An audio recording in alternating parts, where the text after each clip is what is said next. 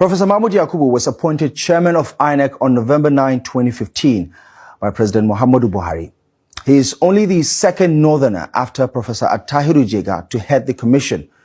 Almost a decade later, he has become Nigeria's longest-serving INEC chairman, and his second term in office is coming to an end. Since taking charge, Professor Yakubu has overseen two general elections in 2019 and 2023, each involving over 84 million and later 93.5 million registered voters. Nigeria's voter roll under his watch is the largest in Africa, bigger than the combined total of ECOWAS countries. Ahead of 2023 alone, INEC registered 12.3 million new voters, though 2.8 million invalid entries were struck out through biometric checks. Beyond the general elections, Mahmud Yakubu has supervised 16 governorship elections, starting with Kogi in November of 2015, just days after his swearing in. He has also managed more than 200 by-elections, reruns, and off-circle elections, including the contentious contest in Bayelsa, Edo, Ondo, Ekiti, Anambra, and Osun.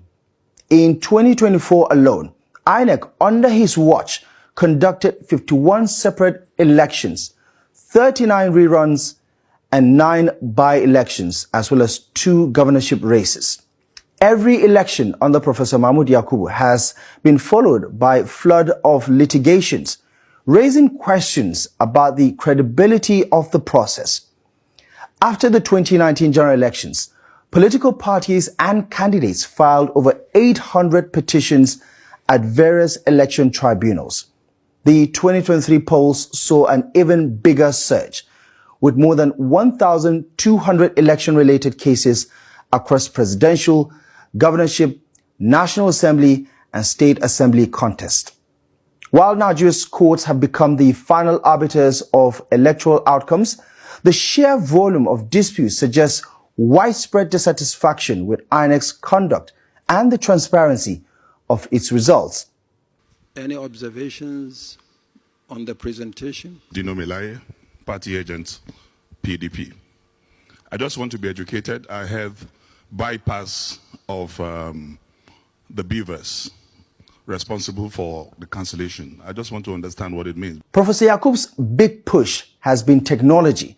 He introduced beavers for biometric accreditation, IREF for polling unit results uploads, and pushed through the Electoral Act of 2022, which tightened timelines and strengthened INEC's legal powers.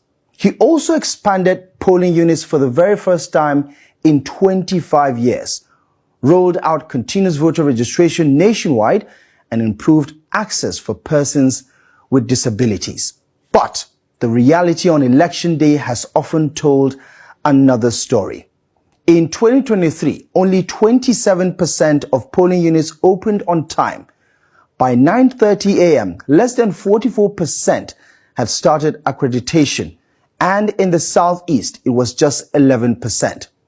Some polling units, reportedly, never even opened. Beavers malfunctioned in about 11% of locations. Uploads to IREF lagged, with less than 75% of results posted as expected. And when final presidential results were declared at 2 a.m., it fueled public suspicion, even if it broke no law.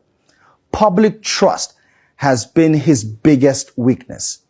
A 2023 Afrobarometer survey found only 23% of Nigerians trusted INEC, while nearly 8 in 10 expressed little or no confidence. Party crisis made matters worse. From APC's stormy primaries to PDP's factional battles and the Labour Party's parallel executives, INEC was repeatedly dragged into disputes over which faction to recognize, every ruling leaving one camp crying foul. Now, compared with his predecessors, Professor Mahmud Yakubu has lasted longer than all of them, modernized INEC more than anyone, and managed the biggest voter roll in Africa. But unlike Jega, remembered for credibility in 2015, Professor Mahmud Yakubu has struggled to win public confidence. His legacy is double-edged. The chairman of the biggest INEC register, the boldest reforms, and the longest tenure, but also one of the least trusted. And history will ask the most important question. Did Professor Mahmud Yakubu truly change INEC for the better, or did he leave it modernized but mistrusted?